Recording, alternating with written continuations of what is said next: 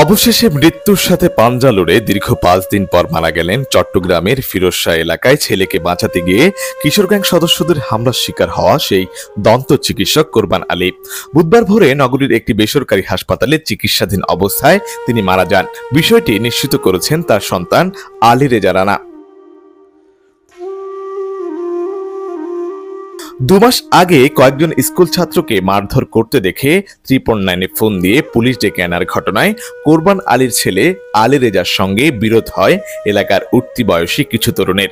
সেই বিরোধের জেরে 5 এপ্রিল শুক্রবার বিকেলে আলী রেজাকে মারধর করতে দেখে ছেলেকে বাঁচাতে ছুটে যান বাবা কোরবান আলী। এ সময় তার উপরও হামলা হয়, তার মাথায় ইট দিয়ে আঘাত করা হয়। তখন থেকেই সংজ্ঞাহীন কোরবান আলীকে প্রথমে চট্টগ্রাম মেডিকেল কলেজ হাসপাতালে ও পরে নগরীর ও আর নিজাম রোডের বেসরকারি মেডিকেল সেন্টার ক্লিনিকে ভর্তি করা হয়। বুধবার ভোরে সেখানেই মারা যান তিনি। এই ঘটনায় জড়িতদের দৃষ্টান্তমূলক শাস্তি দাবি করেন স্বজনরা। এখন আমি চাই যে ওদের বিচার হোক, এই দেশে বিচার হোক, আওয়ামী লীগ হোক, ছাত্রলীগ হোক, যে দল হোক, আমরা আওয়ামী লীগ করি, ঠিক আছে? বিচারে করতে হবে। আমি প্রশাসনের কাছে আবেদন যে ওদের দৃষ্টান্তমূলক শাস্তিটা হোক। হামলাকারী কিশোর গ্যাংয়ের সদস্যরা চট্টগ্রাম বিশ্ববিদ্যালয় শাখা ছাত্রলীগের সাবেক সহসভাপতি গোলাম রসুল নিশানের অনুসারী বলে জানা যায়।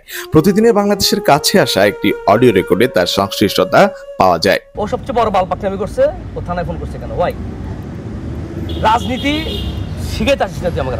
ভাই আমার টাইম নিয়ে তুই রাজনীতি শিখাইতে আসবি না। আমার তো টাইম কথা বলিস তুই, তুই কথা বলিস না, তোকে টানবে না। শুনেন, আমি একটা কথা বলি, আমি একটা কথা বলি। আপনি যখন আমাকে ফোন করবেন, আমি এটা আমল নিব অবশ্যই। আপনি প্রজেক্টের ভিতরে পুলিশ ঢুকাবে কেন? এত বড় স্পর্ধকে কে দিছে? না, ও তো ঢুকা নেই। কে ঢুকাইছে?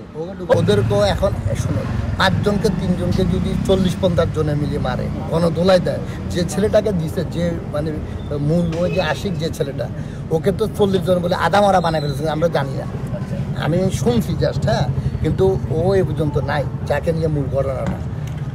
তাহলে কি এ বেরোচ্ছে, একেও ডাকাতে নিয়ে গেছে, স্কুল ড্রেস পরে ডাকাতে নিয়ে গেছে।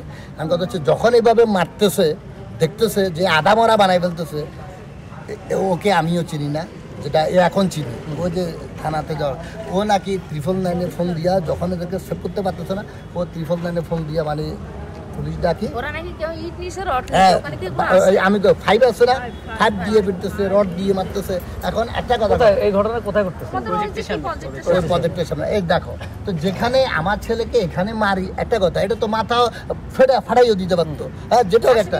তারপরে আশিকরে এলো পাথারি ইয়া 5 ফুট দিয়ে আবার। এখন আমার কথা এটা, আমার হচ্ছে তোমার ছেলে আমার ছেলে, যারা অন্যায় করছে ওরাও যদি মারা যায়, যার বাপ যার সন্তানটা মারা যাবে, সত্যি ও তো বুঝবে ওর ছেলেটা কেমন, আর আমিও তো আমার ছেলেটা কেমন, আমি এটা বুঝবো। আমার হচ্ছে আমি আপনাদের হিসাব ভিন্ন, আমি বারবার বলতেছি। ওইটার সাথে কোনো ফাংশন না, এখানে এটা ইগোইস্টিক ব্যাপার হয়ে গেছে। এই ঘটনায় গোলাম রসুল নিশান সহ 12 জনকে আসামি করে নগরীর আকবরশাহ থানায় মামলা হয়েছে। গত মঙ্গলবার নোয়াখালীর সেনবাগ থেকে 3 জনকে আটক করে পুলিশ।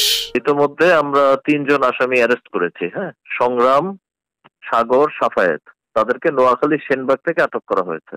নিহত দন্ত চিকিৎসক কোরবান আলী নগরীর 16 এলাকায় চেম্বার করতেন। তার গ্রামের বাড়ি সন্দ্বীপে, পরিবার নিয়ে বসবাস করতেন ফিরোজ শাহ এলাকায়।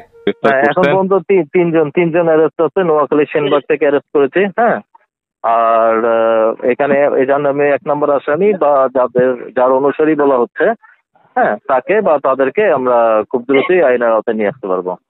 আমাদের কাছে সিসিটিভি ফুটেজও আছে, প্রত্যক্ষদর্শী সাক্ষ্য রয়েছে, তো আশা করি সবকিছু ডিটেক্ট হয়ে যাবে দ্রুত। আশিক আরেফিন, প্রতিদিনের বাংলাদেশ, চট্টগ্রাম।